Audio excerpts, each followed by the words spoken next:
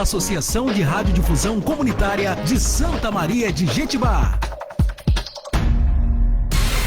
Muito bem, Pomerana, 10 horas 21 minutos. A Organização Mundial de Saúde, OMS, está trabalhando com autoridades do Camboja após 2 casos de gripe aviária em seres humanos terem sido confirmados no país do Sudeste Asiático.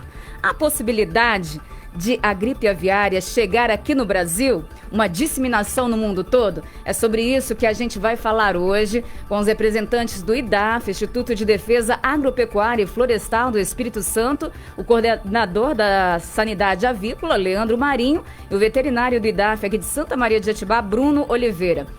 Leandro e Bruno, bom dia para vocês.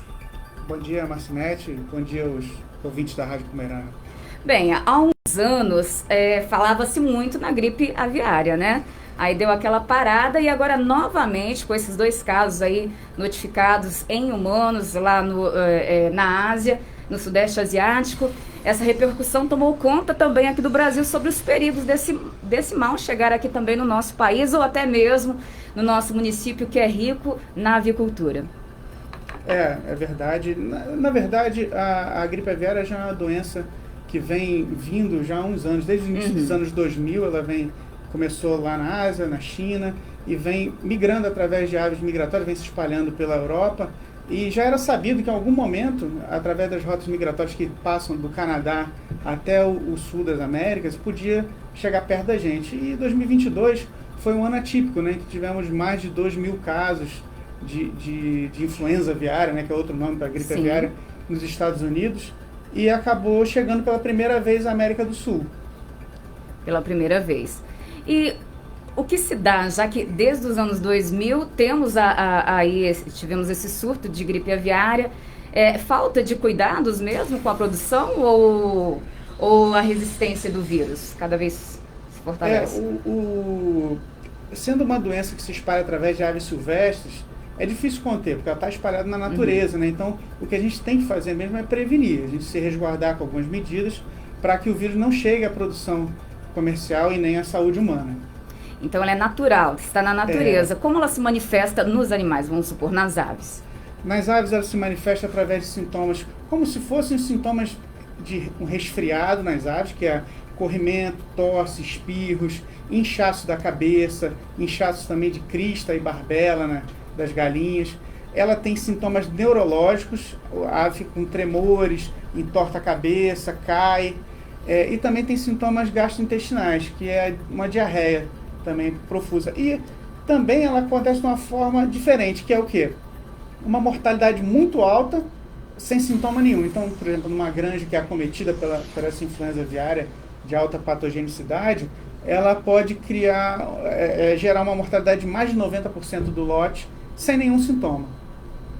Sem nenhum sintoma. E somente com a ajuda, a assistência aí de um veterinário de exames para saberem, né? Talvez pode ser tarde demais, por exemplo? As doenças, a maioria das doenças em aves, elas têm sintomas muito parecidos, né? Então a confirmação é através de teste laboratorial. A gente tem suspeitas e probabilidades quando a gente está examinando, mas a confirmação mesmo é através de coleta de amostra, no caso são suaves, parecido muito com os exames da Covid, faz suaves das aves, coleta de sangue, coleta de órgãos das aves mortas e faz a confirmação nos laboratórios federais, que são os laboratórios de referência de testes da parte agronômica. E sempre pode ser transmitido para humanos? Não, na verdade, assim, tem umas particularidades. Ela pode ser transmitida para humanos, os casos são poucos, são mais raros, não é nada alarmante. Ela transmite de aves para humanos quando tem um contato muito intenso. Um trabalhador da avicultura poderia correr esse risco. Nós, como pessoas que atendem casos de notificações, poderíamos correr esse risco. Só que ela não transmite de humano para humano. Então, não existe a transmissão sustentada, que é o problema da nossa última pandemia, da Covid. Então, ela ainda não é um vírus que transmite de forma sustentada entre humanos.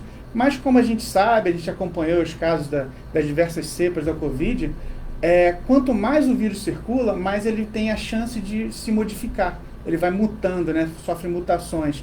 E existe o risco de, em algum momento, essa mutação permitir essa transmissão, que é um perigo para a gente. Então, quanto mais a gente evitar que ele entre nos animais e fique tendo essa transmissão, menor a chance disso acontecer. Bem, para nós que temos muitos avicultores aqui no município, como esses avicultores, desde pequenos a grandes avicultores, devem prevenir, né? Essas aves recebem vacinas? A prevenção, eu vou passar para o meu colega aqui, o Dr. Bruno Oliveira, falar sobre o registro de granja, que é a parte mais... Então, relacionada às medidas de biossegurança, que é a gente tentar evitar, né, fazer uma precaução para que o vírus não entre dentro da granja, é o trabalho que o IDAF tem desenvolvido aqui no município. Então, a partir da legislação que foi feita pelo Ministério da Agricultura, né, um trabalho nosso aqui também de conscientização do produtor, a gente fiscalizou as granjas para verificar se as medidas de biosseguridade estavam sendo aplicadas na granja. Inicialmente com construção de arco de desinfecção, que é controle de entrada e saída de veículos da granja, registro da entrada também de pessoas, né, principalmente de visitantes, verificar se essas pessoas têm vazio sanitário, ou seja, não visitou outras granjas em outros municípios, outros estados e até outros países, porque a gente tem, hoje o mundo é globalizado, hoje uma pessoa que venha prestar assistência técnica às granjas aqui de Santa Maria, ele vem de São Paulo, ele participa de um congresso nos Estados Unidos, ele vai para a Europa também, então a gente trabalha essa questão também com os avicultores, também da questão da restrição das pessoas, das visitas, né? E principalmente também porque, como o Leandro bem explicou, as aves migratórias, as aves exóticas, que é um ponto importante da questão da biosseguridade, ela não pode ter contato direto com as aves que são criadas dentro da granja. Então a gente fiscaliza a questão da instalação de telas, né, para proteger o plantel, para não ter contato direto com os animais que vêm de fora, né? Então esse trabalho que a gente executa aqui no município, junto com as granjas daqui de Santa Maria, praticamente a gente alcançou um registro de 100% aqui das granjas aqui estão legalizadas. Tem algumas outras que ainda estão tentando fazer a regularização perante o órgão, e o IDAF está à disposição, a gente faz a fiscalização, e se tiver tudo ok, respeitando a questão da biosseguridade, a gente vai dar o registro de granja. E essas medidas básicas já são um bom início para a gente prevenir esse problema da influenza aviária, que é uma doença que tem, como o Leandro falou, alta patogenicidade, ela tem, pode causar 100% de mortalidade súbita, né, bem rápida. Então isso causaria o caos aqui, tanto no Brasil como em Santa Maria, né? E a OMS está bem preocupada com a gripe aviária? Com certeza. A Organização Mundial de Saúde ela tem emitido vários relatórios, né, vários comunicados com todo o mundo inteiro, né? E o Brasil nunca teve tão em alerta, porque, como o Leandro bem explicou, o vírus no ano de 2022 ele tem se espalhado na América do Sul, né? Começou Colômbia, inédito, né? Venezuela, Colômbia, desceu para o Equador, Chile, e o caso mais recente que nós tivemos foi no Uruguai, que é um caso também ligado a aves silvestres, aves de migração, né? E esse foco no Uruguai está a apenas 150 quilômetros do Rio Grande do Sul, nunca chegou tão perto do Brasil. Então a OMS tem emitido alertas, né, para o mundo inteiro. O Brasil também está em alerta. Principalmente nessa coisa de clandestinidade, né? Já por ser tão perto, tem essa coisa também de trazer importação de aves ou exportar. Pode ter um trânsito clandestino, mas também o trânsito de veículos, porque os fomes que a gente já fala, né?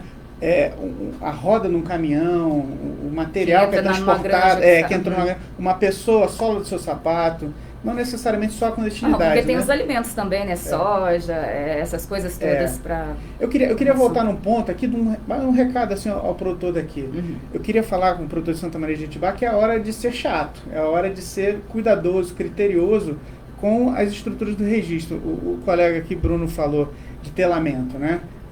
Todos os galpões têm que ser telados e não pode estar entrando ave silvestre no galpão. Então, se o seu galpão tem um passarinho dentro, está entrando passarinho dentro, é que não está bom. Se tem gato entrando também? Tem gato entrando, não está bom. Então tem que rever. Tem que rever se o seu colaborador lá, o seu granjeiro, está fechando porta, se ele está mantendo a porta fechada, se não tem um buraco, um lanterninho no teto que está entrando ave. Se o seu morcego, principalmente, né? Fechar de forma que não entre realmente. Cercamento de núcleo é outro fator importante. Seria núcleo? O núcleo é um conjunto de galpões, então ele é isolado, um conjunto de galpões isolados forma um núcleo de produção. Né? E dentro desse núcleo tem vários galpões. O núcleo ele tem que ser cercado. E essa cerca tem que ser suficiente para não entrar pessoas e não entrar animais domésticos. Então, se o seu cachorro está entrando no núcleo, a cerca não está boa. Então, é aquela hora de revisar onde caiu o barranco, onde a cerca quebrou ali, onde arrebentou um arame, para consertar.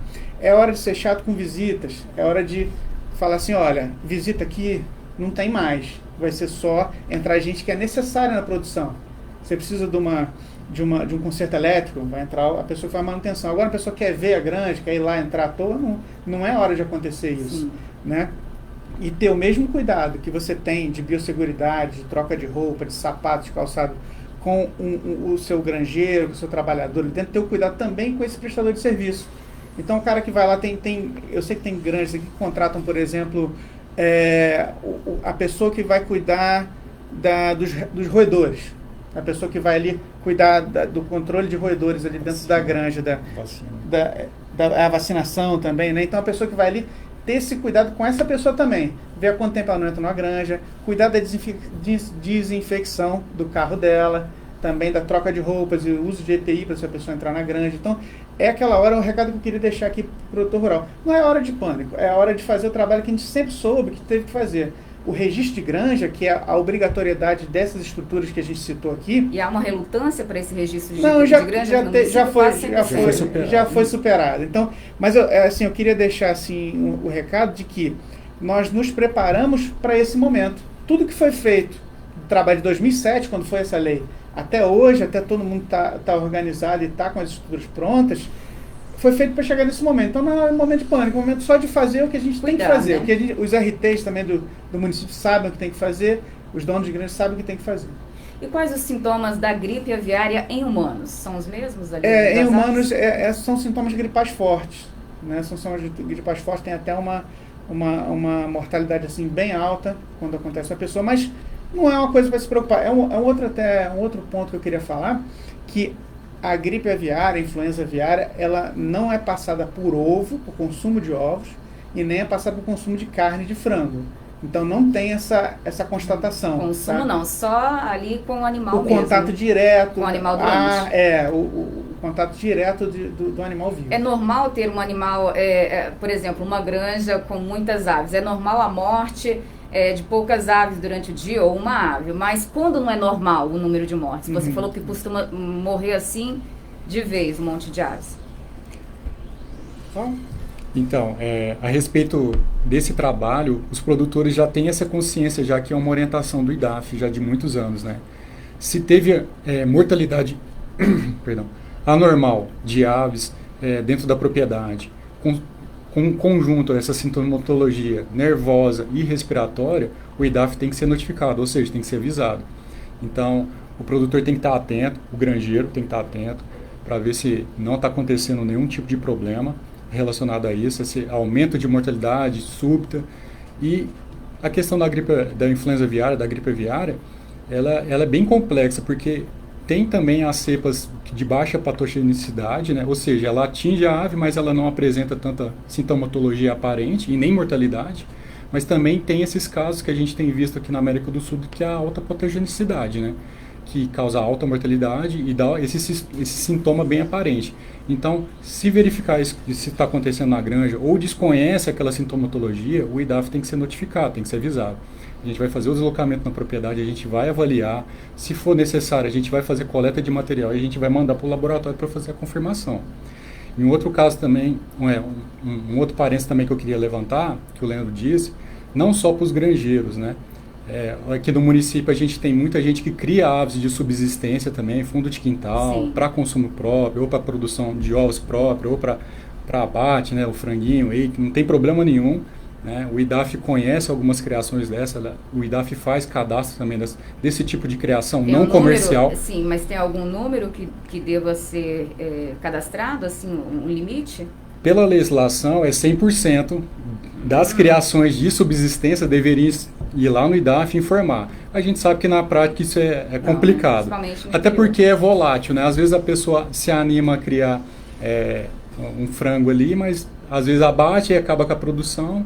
A gente também tem essa consciência que é complicado, mas perante a legislação, se tem a criação de subsistência, informa o IDAF, a gente faz o cadastro, a gente conhece essa pessoa, não tem nada que deve ser feito, né? A gente tem essa questão da legislação para as granjas comerciais, mas o parênteses que eu queria deixar é também para a subsistência, que é um dos pontos de risco, né?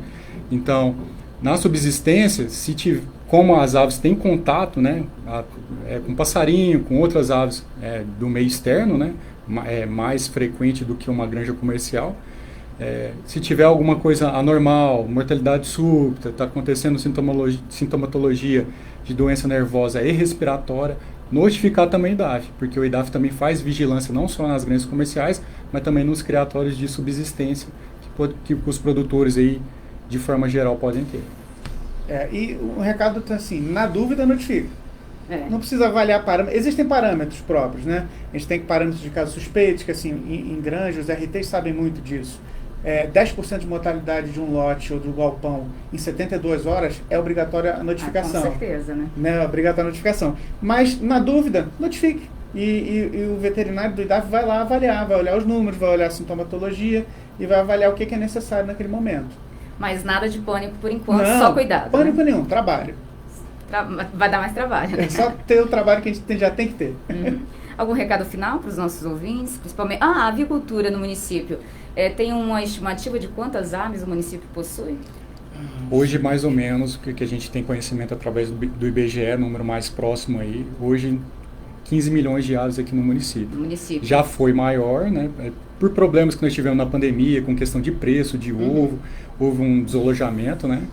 E atrapalhou aí a questão também da forte alta do preço das commodities, ou seja, milho e soja, né? Que afeta diretamente os custos de produção da avicultura, né? Deu uma diminuída, mas mais ou menos aqui dentro do município tem 15 milhões de aves. Quantas granjas registradas? Hoje nós estamos com quase 90 granjas registradas, né? São 90 núcleos. Nós temos alguns produtores em processo de fazer registro e tem algumas granjas que estão isentas de fazer registro também, que são poucas. Por que a isenção para algumas granjas? É pela lei. Se ele não tem alojamento até 1.000 aves, ele está dispensado do registro de granja. Então a gente tem uma quantidade de quase 10 aves. Seria quase que subsidiário. É uma granja de produção com finalidade comercial, só que ela não atinge 1.000 aves. Né?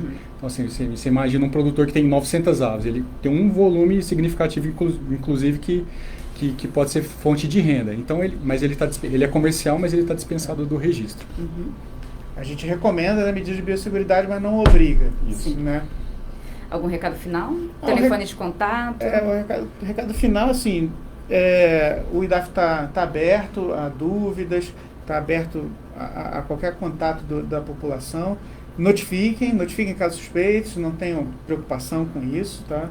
E o contato de lá? Contato de Santa Maria, do telefone fixo é 3263-1849 e a gente tem celular também, o WhatsApp, que é 988370510, que pode fazer notificação, pode estar informando. Tem no site também, Tem né? o site do IDAF também, que tem os contatos, tanto do escritório de Santa Maria, mas qualquer município do estado, né? A gente tem um sistema próprio também de notificação, um sistema informatizado, que mais os RTs conhecem, que é o Esses Bravet, né? Que eles já atuam e tal, mas está lá no nosso site também, na página inicial do nosso site, do IDAF, então pode fazer a notificação também através dali, como se fosse um questionáriozinho, você vai respondendo, a notificação chega na gente, chega no município, tem que chegar. E não precisa se identificar também, se alguém estiver preocupado, pode notificar uma coisa que a pessoa sabe, mas não é na sua propriedade. Soube o que aconteceu, ele pode fazer a notificação também sem se identificar, não precisa ter... Vai que queira esconder, né? Porque assim, também uma coisa pra gente falar aqui, esconder só traz mais prejuízo. Com certeza. Porque aqueles 10% pode virar 100%. Ela não vai acabar sozinha, ela vai acabar com um trabalho nosso de contenção. Com certeza. Muito obrigada pela presença de vocês e um bom dia. Obrigado, bom dia.